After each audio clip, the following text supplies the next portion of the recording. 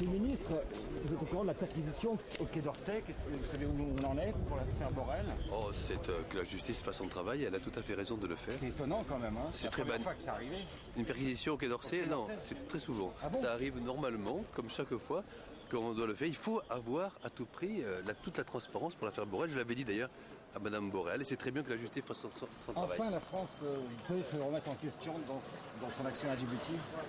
Mais en tout cas, ce qui est important, c'est que la justice soit faite. Quel que soit d'ailleurs le résultat, il est normal qu'on puisse tout savoir sur cette affaire Borrell. Je l'ai dit à Madame Borrell, je m'étais totalement engagé vis-à-vis d'elle, et c'est pour moi un honneur dans notre pays, une démocratie, il puisse y avoir une justice et donc une transparence à mettre à la disposition de la justice. Il n'y a aucun problème. Qu'est-ce qu'ils cherchent selon vous en ce moment au Quai d'Orsay? J'espère qu'ils cherchent la vérité, comme tout juge. Merci. Merci, monsieur. Oui, David. S'il vous plaît. David de Fred.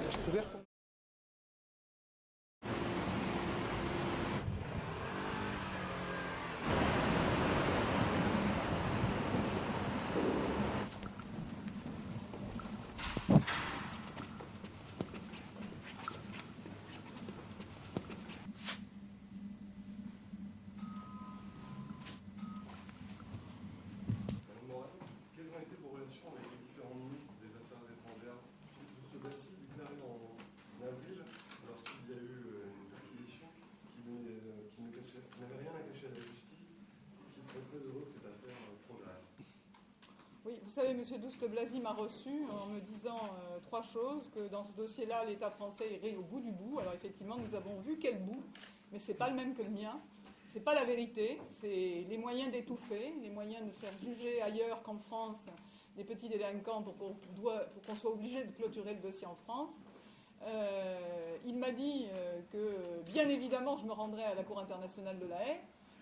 Alors moi, il y a une autre question que je me pose, c'est que la Cour internationale de la Haye, elle est saisie d'un litige qui n'existe pas entre les deux États, puisqu'ils sont d'accord sur la solution.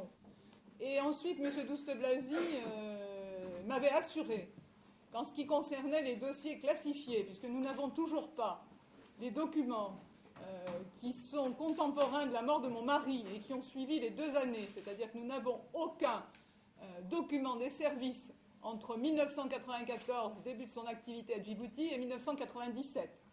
Et j'avais demandé à M. Douste-Blazy, comme je l'ai demandé à Mme Alioumari, si c'était possible de vérifier quels étaient les documents qu'on ne nous avait pas donnés et de nous les donner, selon la procédure normale, saisine de la commission. Je n'ai jamais eu de réponse à ce sujet-là, et je dois dire, pour clôturer sur l'intervention de M. Douste-Blazy, que mes enfants ont été particulièrement choqués de l'entendre 2 jours ou 3 jours après, à une émission de télévision, dire qu'ils ne savaient pas si c'était un assassinat ou un suicide. Alors, c'est un assassinat, c'est une affaire criminelle, ça n'a rien à voir avec un suicide, et il serait temps que M. Douste-Blazy le sache, et il le sait très bien, parce que le ministère de la Justice le sait. Le président de la République, M. Chirac, à l'époque, a reçu à plusieurs reprises le président djiboutien.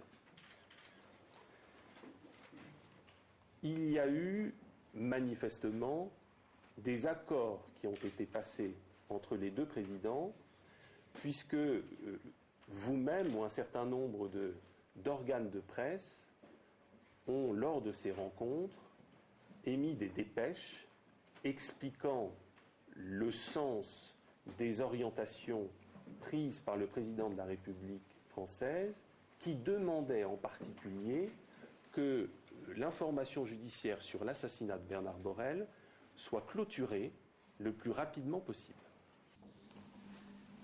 Je soupçonnais l'État français de n'avoir rien fait pour aider à l'éclaircissement et à la vérité.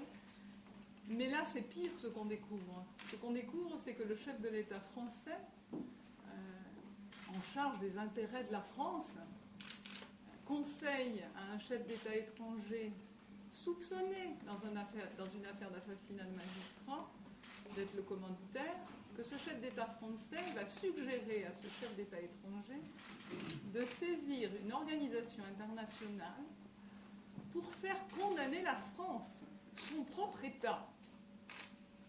l'État qu'il représente. C'est ça qu'il y a de pire dans ce dossier-là. Alors, je sais que M. Sarkozy veut restaurer l'honneur de la France. Alors, l'honneur de la France, là, dans ce dossier-là, mais vraiment, il faut aller le chercher et le remonter, hein, parce que vraiment, il est tombé bien bas. On a vu ce qu'était capable de faire l'État dans ce dossier-là, le pouvoir exécutif dans ce dossier-là. M. Sarkozy, actuellement, exerce tous les pouvoirs, si j'ai bien compris, depuis qu'il est président de la République. En tout cas, le pouvoir exécutif, certainement. Nous, on veut avoir des garanties que le dossier de mon mari ira au bout et qu'on ne se heurtera plus au déshonneur de la France. Manifestement, dans ce dossier, il y a eu des pressions politiques incontestables pour obtenir le dessaisissement d'un magistrat, pour faire en sorte que le dossier soit communiqué aux autorités djiboutiennes, même pour faire en sorte que certains de vos collègues soient dessaisis parce qu'ils déplaisaient aux autorités djiboutiennes, et je vous passe également les pressions qui ont été faites pour nous empêcher, à Laurent Decaune et à moi-même, de pouvoir travailler convenablement. Donc nous sommes dans le cadre d'un contexte où les pressions politiques sont totalement incontestables, et où d'un autre côté, qui, dans le ressort d'une cour d'appel, informe le pouvoir politique de l'évolution d'un dossier criminel. C'est le procureur de la République qui fait des notes au parquet général et qui informe le ministère. Madame Borel, juste comment continuer avec tant d'obstination à vouloir faire exposer la vérité après tant d'années? Oh ben continuez, je vais vous dire, ça fait 12 ans que je le fais. Alors je vais continuer. Maintenant, l'avantage, c'est que pendant 12 ans, on a eu des soupçons. Maintenant, on a des preuves écrites, c'est plus la même chose. Ce qui explique votre colère d'aujourd'hui? Oh ben oui, une colère tout à fait raisonnée et rationnelle, hein, je vous rassure, je ne suis ni hystérique ni folle. Mais maintenant, nous avons des documents.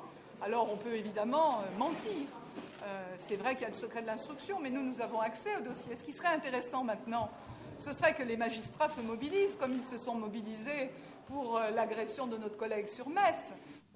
Mais j'aurais bien aimé qu'une fois l'assassinat démontré, les syndicats soient tous partie civile dans le dossier de mon mari. Ils ne le sont pas. Et j'aimerais aussi qu'ils soient tous présents dans ce dossier. Le seul qu'il a été jusqu'à présent, c'est le syndicat de la magistrature. C'est le seul qui m'est protégé en venant avec moi à Djibouti quand j'y suis allée, parce que je pense qu'il y avait du danger dans ce dossier. Hein, c'est le seul.